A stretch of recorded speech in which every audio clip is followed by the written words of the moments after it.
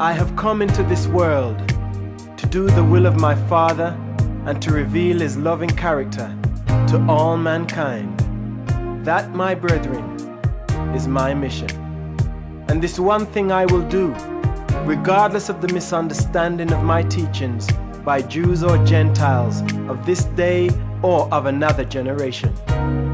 But you should not overlook the fact that even divine love has its severe disciplines. A father's love for his son oftentimes impels the father to restrain the unwise acts of his thoughtless offspring. The child does not always comprehend the wise and loving motives of the father's restraining discipline. But I declare to you that my Father in paradise does rule a universe of universes by the compelling power of His love. Love is the greatest of all spirit realities. Truth is a liberating revelation, but love is the supreme relationship. And no matter what blunders your fellow men make in their world management of today, in an age to come the gospel which I declare to you will rule this very world. The ultimate goal of human progress is the reverent recognition of the fatherhood of God and the loving materialization of the brotherhood of man. But who told you that my gospel was intended only for slaves and weaklings? Do you, my chosen apostles, resemble weaklings? Did John look like a weakling? Do you observe that I am enslaved by fear?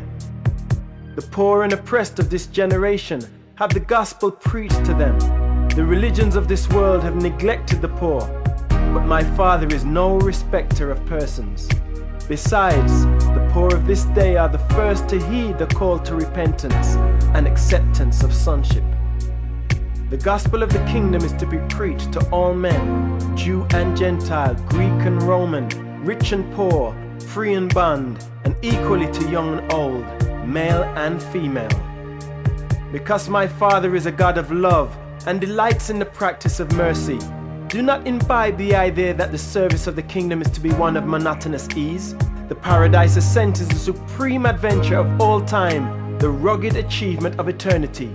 The service of the kingdom on earth will call for all the courageous manhood that you and your co-workers can muster. Many of you will be put to death for your loyalty to the gospel of this kingdom. It is easy to die in the line of physical battle when your courage is strengthened by the presence of your fighting comrades, but it requires a higher and more profound form of human courage and devotion, calmly and all alone, to lay down your life for the love of a truth enshrined in your mortal heart.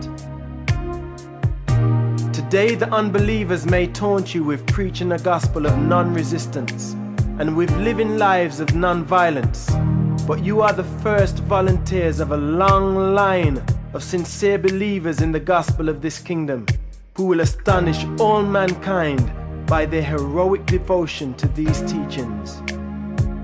No armies of the world have ever displayed more courage and bravery than will be portrayed by you and your loyal successors, who shall go forth to all the world proclaiming the good news, the fatherhood of God and the brotherhood of men.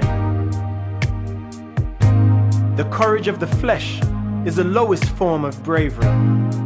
Mind bravery is a higher type of human courage, but the highest and supreme is uncompromising loyalty to the enlightened convictions of profound spiritual realities.